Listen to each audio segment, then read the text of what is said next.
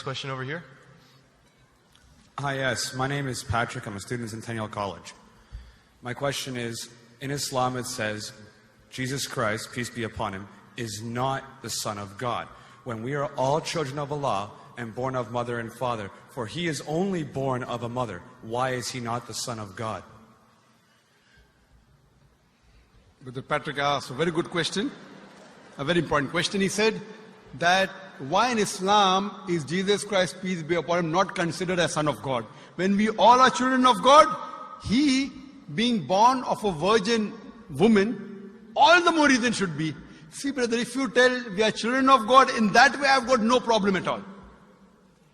If you read the biblical language, if you say that we are children of God and Jesus is Son of God, in that context, meaning he is person who follows the commandment of God, most verily, all the messengers of God, they are sons of God.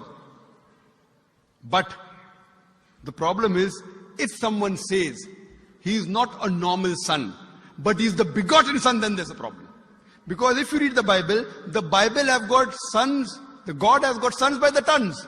If you read the Bible, Adam is son of God, Ephraim is son of God, Israel is son of God. It's mentioned in the book of Romans, chapter number 8. All those who are led by the Spirit of God, they are sons of God. That means if you follow the commandment of God, you're a son of God. I've got no problem with that phrase at all. But today, that phrase has been misunderstood. You know, for example, if a young son asks me a question, I said, Beta, son, it's a very good question. He won't mind because I'm elderly, you know. But if I say that begotten son, that means I'm insinuating him. You know, maybe he'll punch me. Fine. So what do you realize? That using the phrase son of God, in the context that we are children of God, we have no problem. So in that context, all the human beings who follow the commandments of God can be called children of God. No problem. But what the Christian says, that no, Jesus Christ, peace, but it's not a normal son. And he quotes Gospel of John, chapter number 3, verse number 16. For God so loved the world that he gave his only begotten son. Whosoever believeth in him shall not die but have everlasting life. Correct, brother? So do you believe Jesus is the begotten son of God? I do. You believe, fine. Now this verse which I quoted, Gospel of John, chapter number 3, verse number 16, it's from King James Version. For God so loved the world that he gave his only begotten son. Whosoever believeth in him shall not die but have everlasting life. Now when you read the Revised Standard Version of the Bible, revised by Thaidu scholars, Christian scholars of the highest eminence, backed by 50 different cooperating Christian denominations, they say that this word begotten is an interpolation, it's a fabrication, it's a concoction, it's an adulteration. Who's saying? Not Muslims, not Hindus. Thaidu Christian scholars of the highest eminence in the Revised Standard Version of the Bible, they say begotten is an interpolation.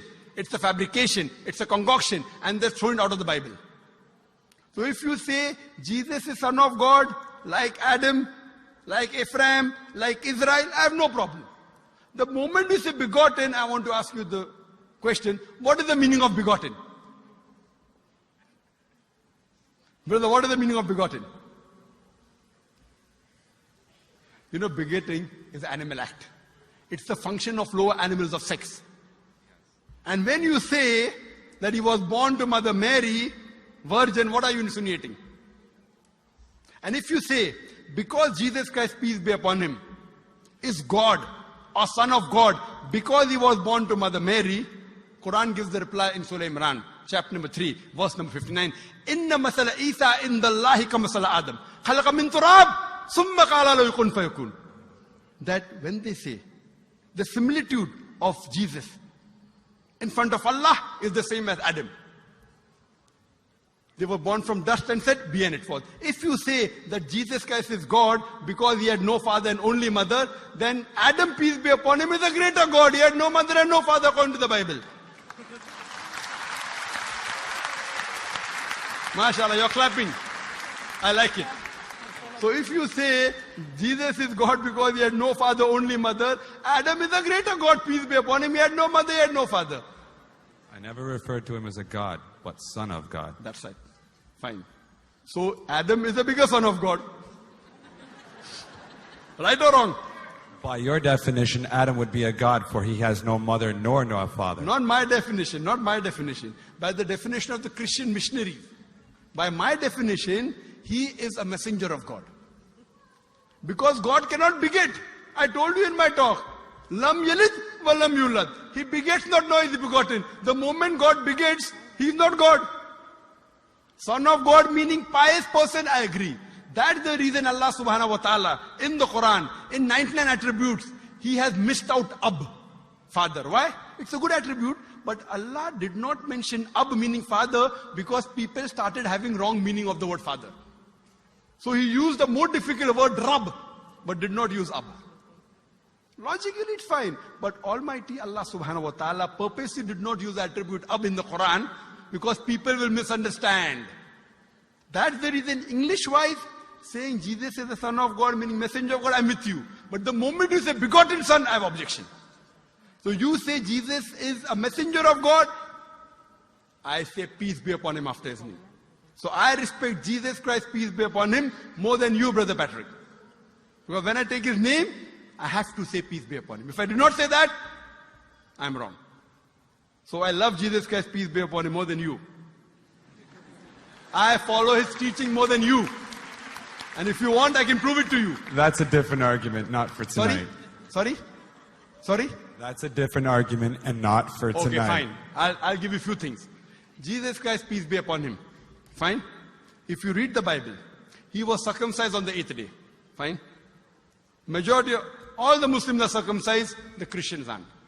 So if you say Christian means a person who follows the teachings of Jesus Christ, peace be upon him, then it's mentioned in the book of Leviticus, chapter number 11, verse number 7 to 8. It's mentioned in the book of Deuteronomy, chapter 14, verse number 8. You should not have pork. It's mentioned in the book of Isaiah, chapter 65, verse number 2 to 5. Should not have pork. Muslims don't have pork. Most of the Christians have pork. If you read the book of Ecclesiastes, chapter number 5, verse number 18, in the book of Proverbs, chapter number 20, verse number 1, it says you should not have alcohol. Muslims as a whole don't have alcohol. Most of the Christians have alcohol. If you say Christian means a person who follows the teachings of Jesus Christ, peace be upon him, we Muslims are more Christian than the Christians themselves.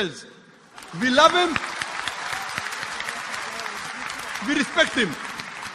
If you say, I love Jesus Christ, peace be upon him, but don't follow his teachings, your love is false.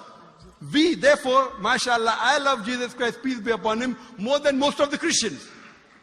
Because I follow his teachings, I respect him, I revere him. And Jesus Christ also said, in the Gospel of John, chapter number 16, verse number 11 to 14, I have many things to say unto you, but ye cannot bear them now. For he, when the Spirit of truth shall come, he shall guide you unto all truth. He was talking about Prophet Muhammad to come. So Jesus Christ, peace be upon him, said, you have to believe in the last and final messenger, Prophet Muhammad sallallahu alaihi wasallam. So even that way I'm following Jesus Christ, peace be upon him. I believe in Prophet Muhammad. Do you believe in Prophet Muhammad as the messenger of God? I do. MashaAllah. Now you're more closer to...